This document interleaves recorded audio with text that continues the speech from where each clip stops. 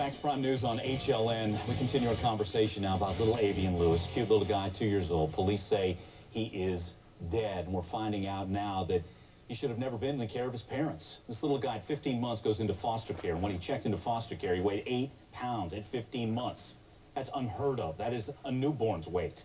Well, in foster care, he thrives. He goes back to the family April of 2009, and we now know, well, police say that little guy is dead. So we wonder who failed him. How was a decision like this made when we had people, his advocates, in a children's agency saying, don't send it back to the parents? We'll take your calls, 1-877-TEL-HLN. Tim's with us in Kentucky. Tim, your thoughts here?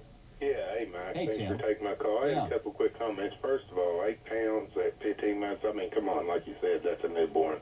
Yeah. But second of all, I think it's part of a problem is, you know, in society, we all have to, for our jobs, we have to go back every year or two and get our CDLs renewed. We have to take proficiency tests, pass this test to get a business license and, you know, everything, even a dog license in this country. But, you know, basically they let anyone basically have children. They don't check in on them enough. And even when they do, it's like you said, there's, what, 2 more children still in there? I mean, 3 more. You know, I'm just saying, if I had a dog, if someone had a dog they were abusing, and they take one dog out, they would take them both out. You can't, I mean, in society, it's like children are not watched after by, you know, government people. Tim, thank you, Tim. You make some good points. Let's go back to Michelle Sagona, investigative journalist. You can always check her website, michellesagona.com. Michelle, what do we know about the other kids? There's 3 other children in there, a 4-year-old little girl and another 2-year-old, 11-month-old. What's happening with them at this point? Well, what's interesting is that Robin from that child program, Chips, and I, when we spoke earlier today, I asked her those questions. I said, what do you do in a situation when you go in and there's one child that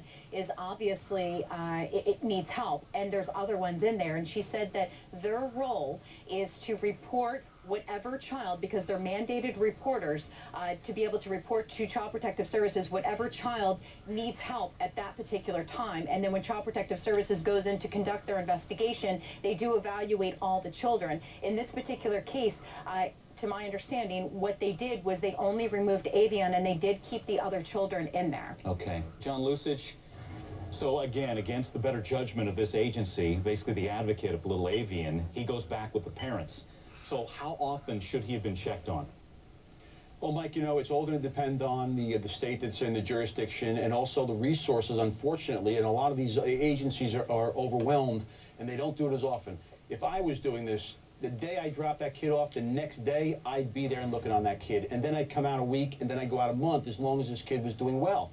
But probably within the first week, they would have noticed problems with this kid. The problem was, though, they were not allowed back in.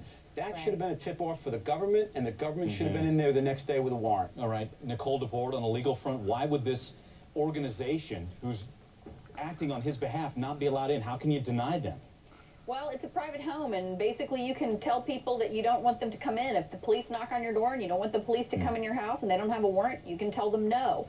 So unless there has been some court order to force you to allow someone to enter your home, you don't have to do it. And that's what they did. They said no. Shouldn't there have been a stipulation in there, Nicole? Absolutely. Yeah. There should have been a continuing supervision. There should have been some way to continue to monitor the care of this child. Okay. Michelle, real quick, you want to add something? Sure, and this is a voluntary program. I just wanted to mention that they did try to go back in, but the family would not sign the consent form because they were originally the ones that reported Aveion, so they didn't want them back in their home again. Sure makes sense. They did all they could. Michelle, Nicole, John, thanks so much, you guys. Coming up,